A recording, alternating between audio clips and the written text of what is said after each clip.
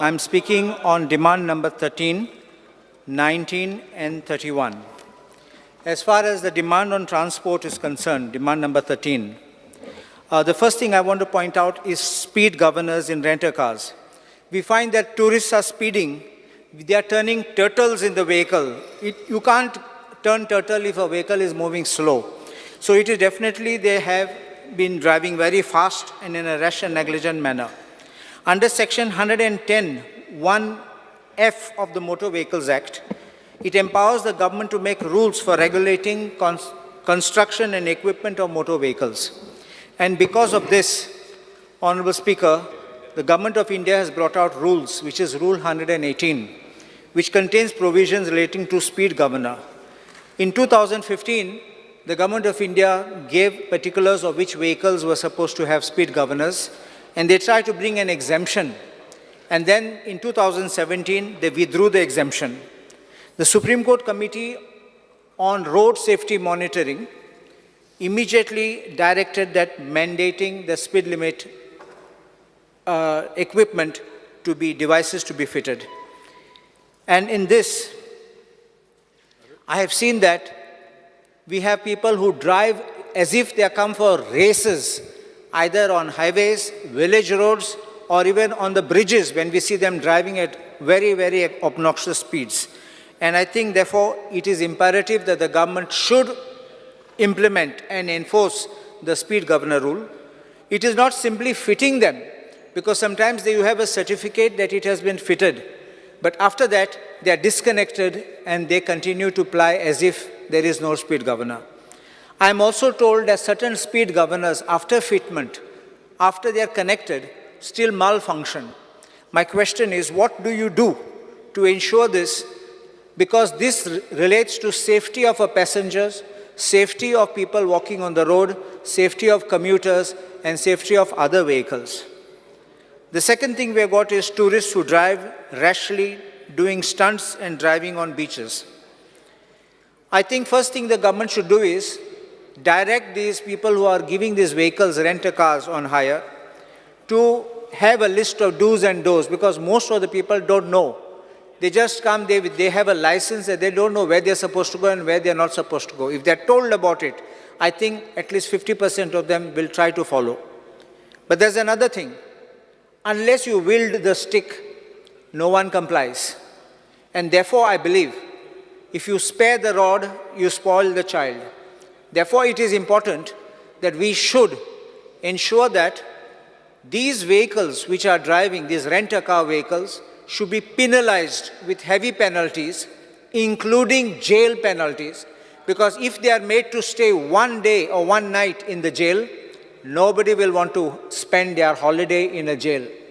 And therefore, I believe that when you are rough and you are tough, you are bound to get action which they will make sure they comply. Is it not surprising that when our very same people who travel abroad, they drive vehicles abroad, they follow every rule in the book. They are so disciplined.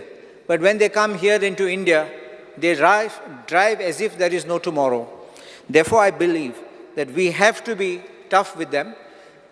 Invariably, the owner ends up being summoned by the police. The owner is also being made liable along with this driver who disappears from the scene. And at the end, the owner suffers because his vehicle is damaged or completely destroyed. We also have cases of drunken driving. Now, in drunken driving, it is twofold. One is the tourists who drive these cars, and also our own locals. Let us be honest about it. I had spoken about this drunken driving in the House, and I had pointed out that we need to enforce this rule to prevent drunken driving so that we don't have these accidents and fatalities on these roads.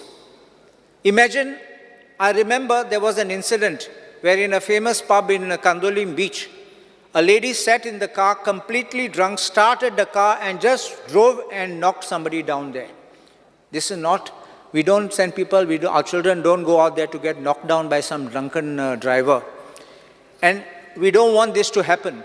And I had stated to this House, I made a suggestion, that when you are having these pubs operating in the night, you know you're giving them the excise license beyond certain hours for a fee, no problem. You also make sure that they pay a fee to keep your motor vehicle inspectors or police, so that you man this and make sure that these people are checked for alcohol. This does happen even in other parts of India, in Bangalore or in Bombay, wherever you go, in Delhi. There are police waiting outside the pub. You sit in the steering and they'll catch you. Ahead also they will check you. Otherwise, they feel that they are empowered and they are charged. And now I can stand on one leg. They can't even turn the wheel of that car. And they will hit somebody even at a start. So I believe that the government should be tough. Don't forgive anyone. Let him spend one night also in the jail. And nobody will then do it. Because they tell you, you look at it, go to any other place, they tell you, oh, the police is very strict.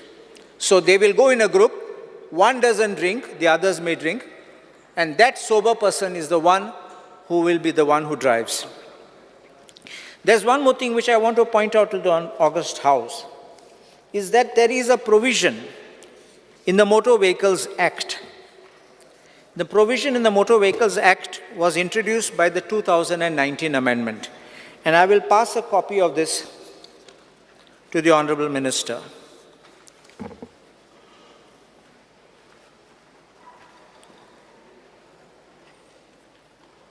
It is section 210D.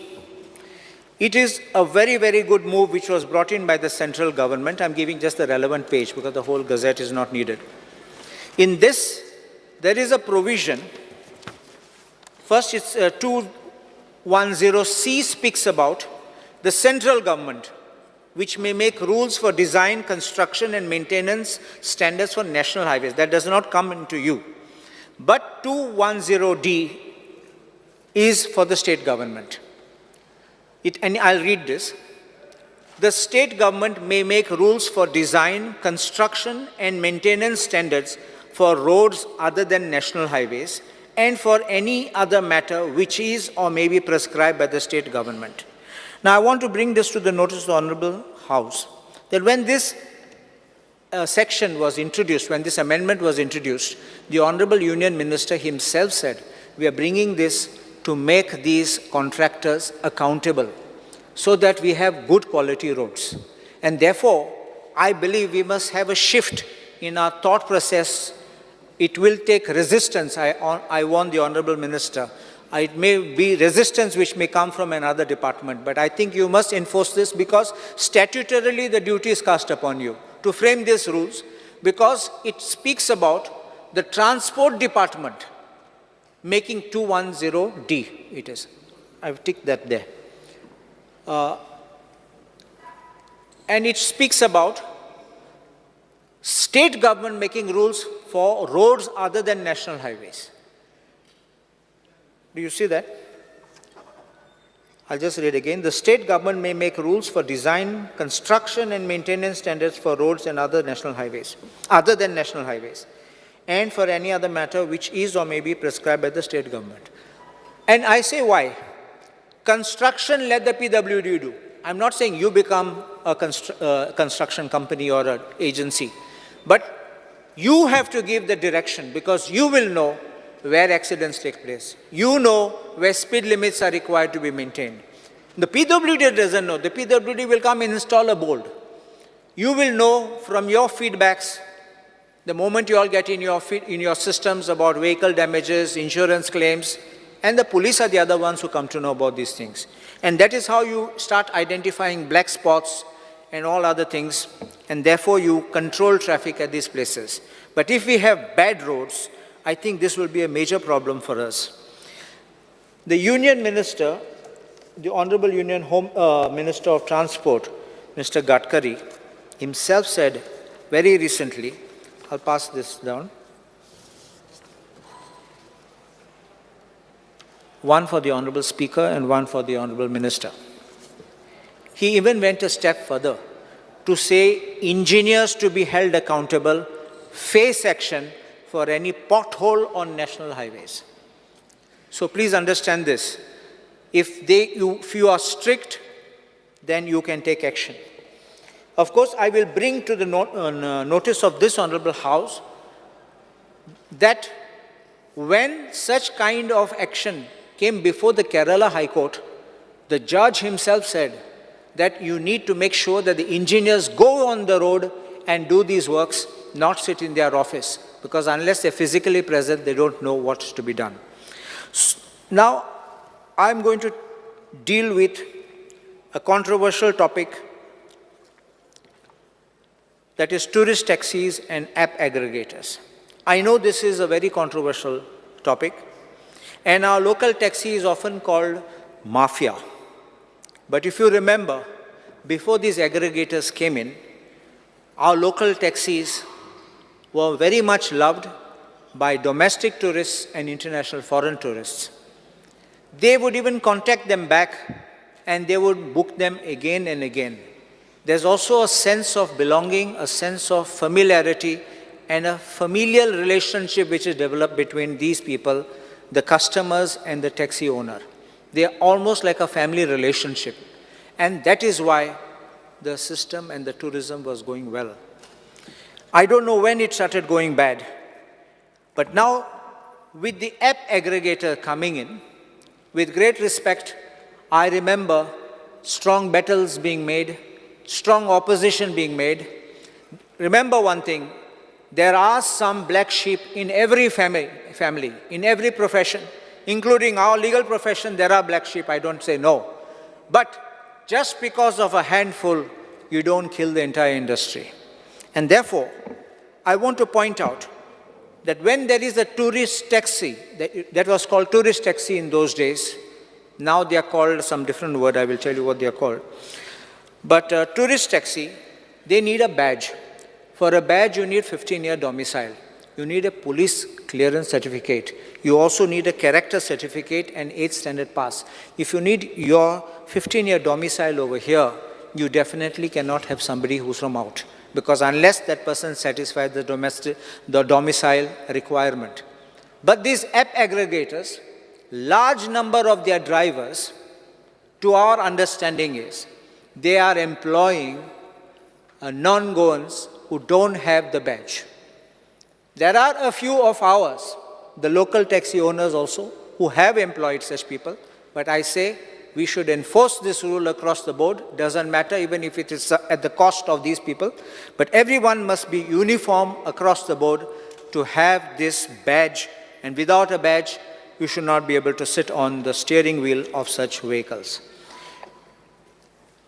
My feedback has been that if a vehicle, a taxi, which is with a Goa miles, or these app aggregators, then what happens is that police or whoever the RTO says, oh, I'm from this Goa miles, after a little detention, they are let off, as if they are above board, above law. So I believe that you need to have strict enforcement of the rule to ensure that our people get the benefit and there is no such type of flow. Second part is identification of this app aggregator. If you go out of Goa, you see this Ola, you see Uber, whatever is mentioned, on the taxi it is there. But here our taxi drives without, you don't know whether he is of A company or B company of the aggregator. He just keeps going. And if he just bluffs that he belongs to that, you have to so believe it.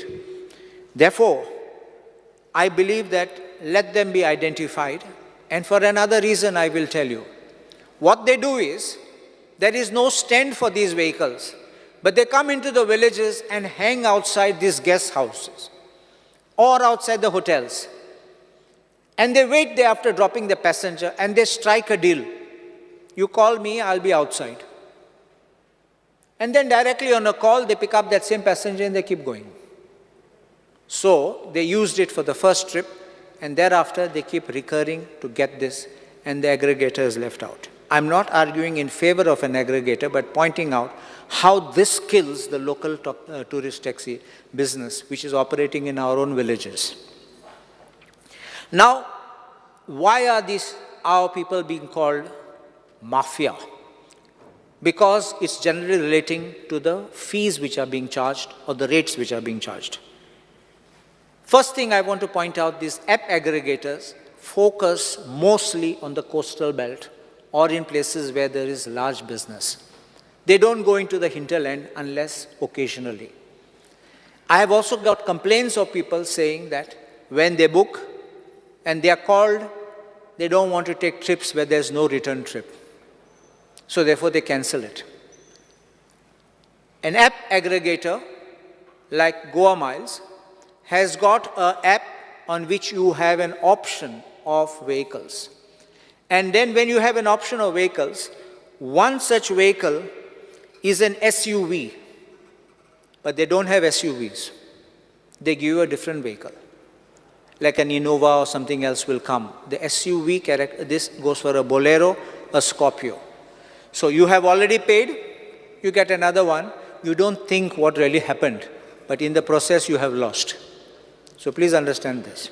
Second, you have to pre-book.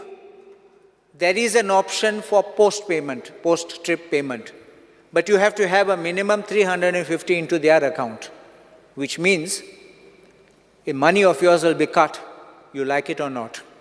As if they will blame you, you fight in the court. You have no time for this. The question now is, I have heard sometimes even the government says, oh, they are offering cheaper rates. Yes, and I know under Motor Vehicles Act there is a provision where you can offer any amount which is less than the notified rate. If that is so, that means that a contractual rate which you can agree. If it is so, I don't mind when an individual taxi does that with a customer. You may say, I will take your taxi for 5 days and therefore I will charge you this lesser rate, but not higher than the prescribed notified rate. But if your Goa Miles, which came along with some Goa taxi patron or something like that, when you have this, because that is now become part of Goa Miles, when you are having this in collaboration with a state agency, which is the GTDC, that means the government is promoting Goa Miles.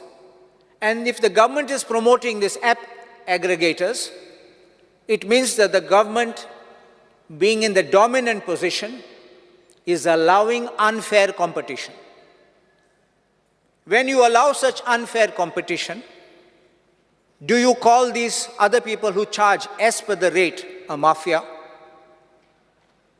I want this to be made clear, because if you have cases of overcharging, let there be a written complaint, let action be taken, suspend that vehicle and take action as fit by law.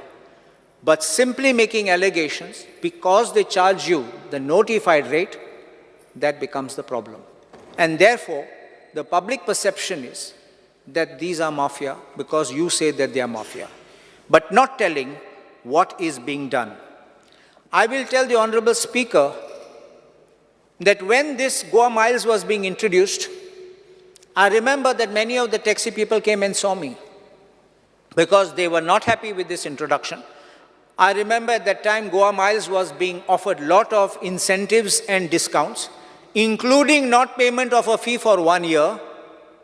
And I remember Michael Lobo himself espousing the cause of the local taxi drivers, and he was working very hard. He continues, I know, even to this day, to espouse their cause. But unfortunately, the government of the day ran over us and allowed them to come in. I have no problem about it. But there is another thing which happened. Parallelly, a petition was filed before the Competition Commission of India in Delhi, where some of our taxi owners were hauled up there, including a priest who was supporting the local community. We had to engage lawyers, I had to draft replies, and we finally, at the end of the day, we succeeded. We got it thrown out. I asked this one question to the government. Just because they were opposing, you ran to commission, you didn't, but a petition was filed before the Competition Commission. What you do today, with your dominant role and virtually threatening and pressurizing the local taxi, don't you think this is unfair trade practice where you need to be hauled up along with these app aggregators before Competition Commission? I think we need to look into this. And I say there's also one more issue which comes up, which many people don't know. These app aggregators have got something known as a dynamic rating. Dynamic rate. When it rains, the charge goes up. When it is time, when schools are left, then the people are going home, instead of making less, they make it higher. So it fluctuates. For the same distance, depending on the demand, if the demand goes up, the rate goes up. It's something inverse, which I normally thought when you have a high demand, rate falls, but it goes up and sometimes not available. So how does the government think of attending to this kind of situations? And then booking of the vehicles, I've already mentioned about it. Just another 3 minutes I will run. There is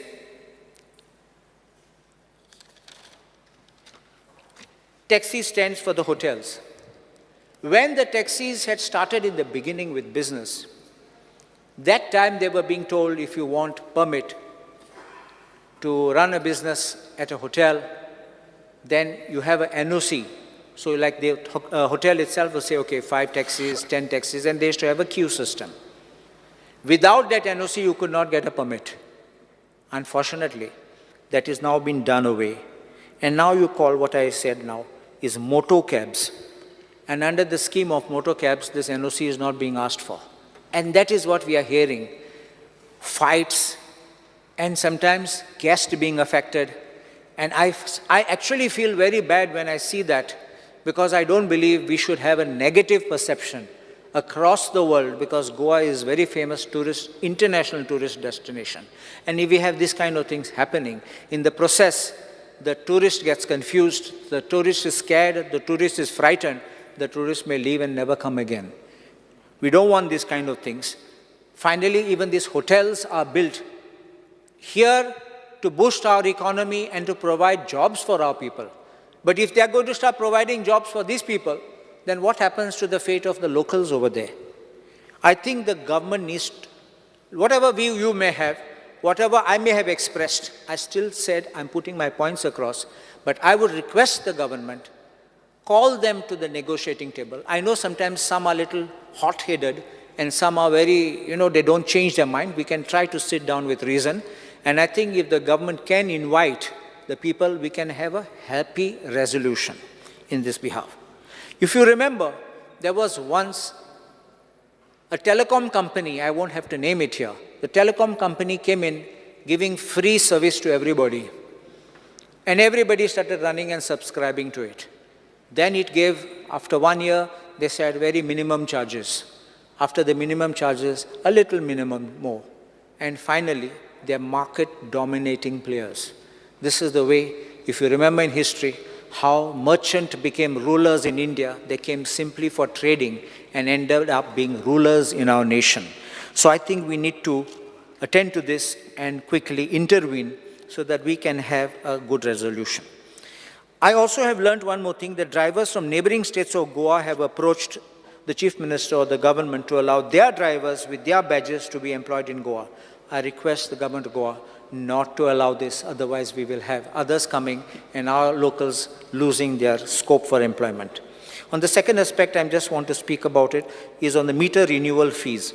When the meters were being installed, I was there myself, we were opposing it at that time, and such expensive meters, and now the renewal fee is coming to 4,500 a year, which is the cost of another meter. So I think the government needs to ask these companies, because after having given certain companies the exclusive privilege, I think you ask them to give a discounted rate and not to have such high rates. But they're being charged for it. As far as KTC is concerned, I have this thing in particular. It's an aged fleet. And I know the Honorable Minister is making something to have an environment-friendly type of these EV buses. But those EV buses don't come into our villages with the narrow roads. And when we had requested for change of the bus, you all were gracious enough to give me one EV vehicle. But unfortunately, what happened was in the narrow roads of Britona, Ekoshi, Pomburpa, that side, the bus touched somebody's tiles. Those people came out, stopped the bus, beat up the driver, and the conductor was pulled, and then they said, we are not coming again.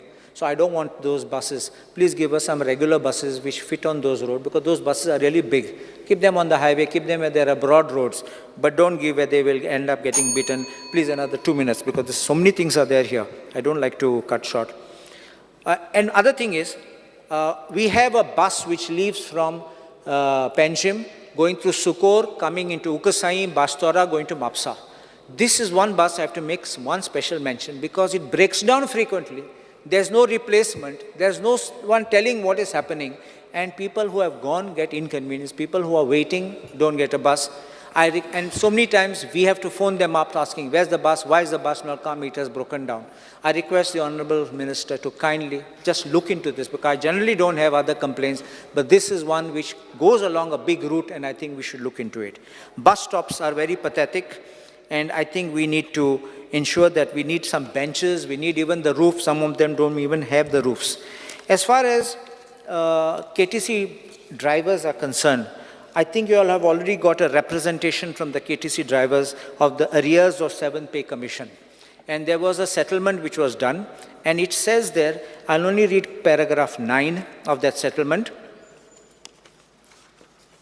It is agreed by the employer that those workmen who have either expired, superannuated, terminally ill, or disabled after 1/1/2016 till 31st October 2018. 2016 is that, and 31st October is your date when you all agreed, shall be eligible to all arrears payable as and when decided on approval given by the state government. Therefore, it requires your approval.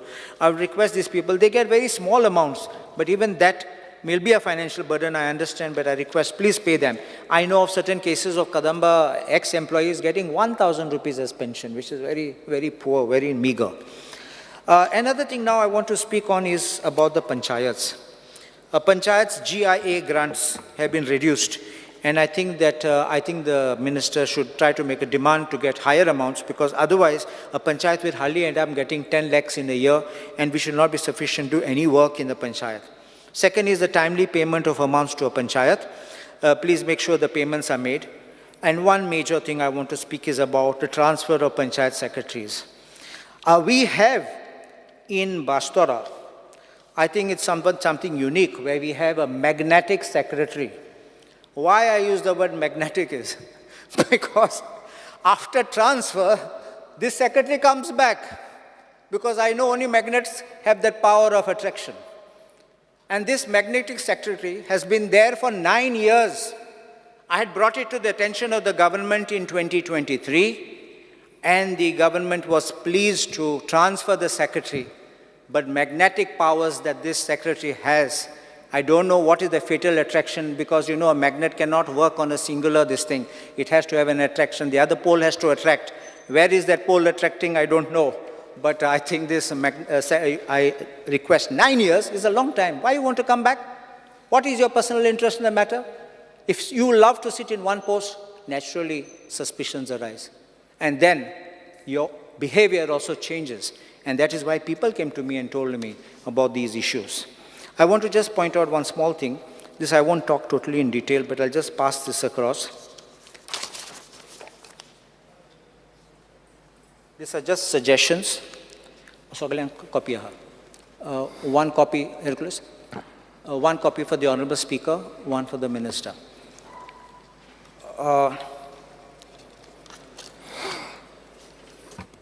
Honorable Speaker, there is one thing I want to point out to the Honorable Minister.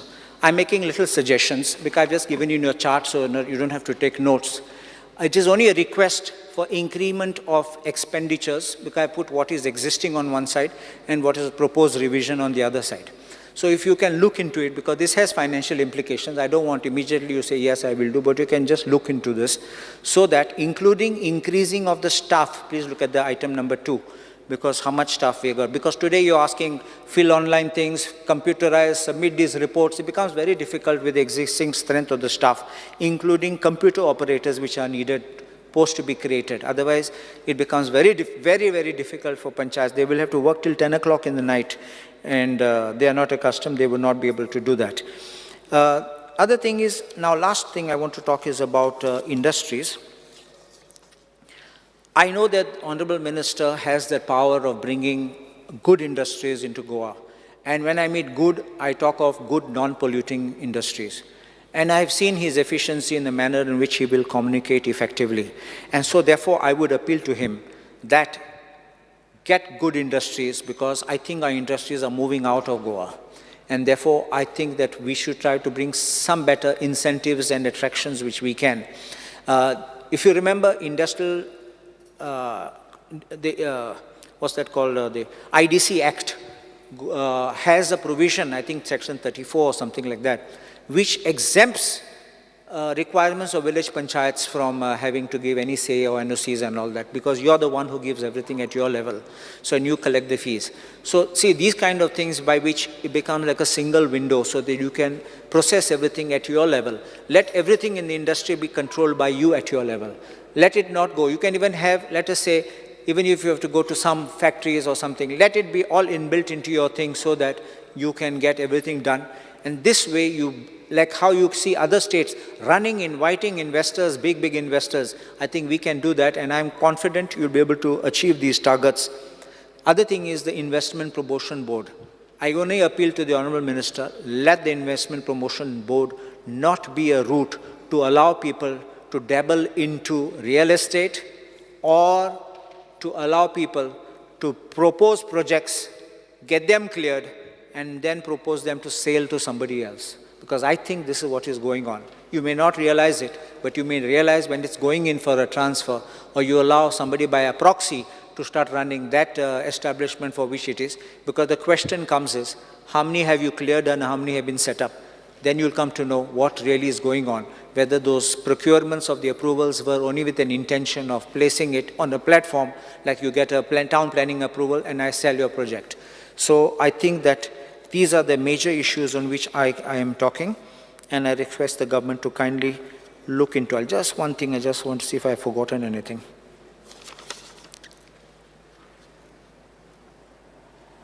There is one last issue I just want to say. I know that there has been a petition in the High Court relating to Gram Sevaks functioning as Panchayat secretaries, because there are two different kind of posts. But having appointed Gram Sevaks as Panchayat secretaries, and for several years they have functioned as such, and I think that the government can consider whether you will can amalgamate both these posts. I think that will be something far better, so that those people don't go, because after having served, have experience, so I think that government can think of rationalizing that. I'm obliged.